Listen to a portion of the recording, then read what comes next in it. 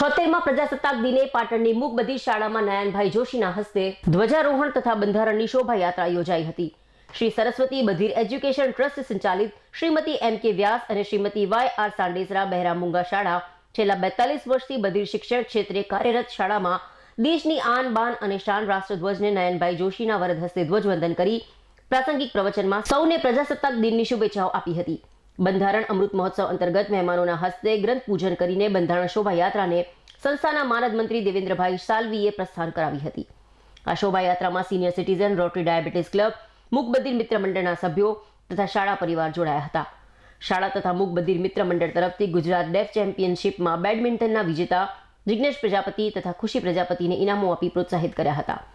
Senior citizen counselling club પ્રમુખ રમણભાઈ પટેલ તથા rotary diabetes ક્લબના પ્રમુખ ડોક્ટર આચાર્ય એ સ્વતંત્રતાના સંગ્રામ લડવૈયા અને દેશના વીર શહીદ જવાનોને શત વંદન કરી બધિર સંસ્થાની કામગીરીને વખાણી હતી। આ પ્રસંગે એ ડિવિઝન પોલીસ સ્ટેશનના ચાવડા તથા બ્રહ્મભટ્ટ ખાસ ઉપસ્થિત રહી સાંસ્કૃતિક કાર્યક્રમમાં ભાગ લેનાર બધિર બાળકોને બિરદાવી તેમને તૈયાર કરનાર શિક્ષકોને અભિનંદન આપ્યા હતા। આઝાદ ભારતના 76મા પ્રજાસત્તાક પર્વની હું આપ સૌને હાર્દિક શુભેચ્છા પાઠવું છું।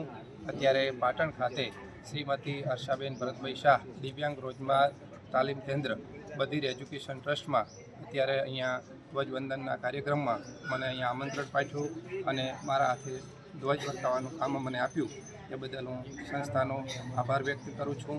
આ સંસ્થાની અંદર જે કામગીરી થઈ રહી છે કે દિવ્યાંગ બાળકોને અહીંયા સાચવવામાં આવ્યા છે, પરિવારમાં જે પોતાના બાળકને સાચવીએ આપણે એનાથી પણ સારી રીતે અહીંયા સંસ્થામાં બાળકોને સાચવાય છે। એમના એજ્યુકેશનની, એમના હેલ્થની તમામ કેર કરવામાં આવે છે। એ બદલ હું સંસ્થાનો ખૂબ આભાર વ્યક્ત કરું છું।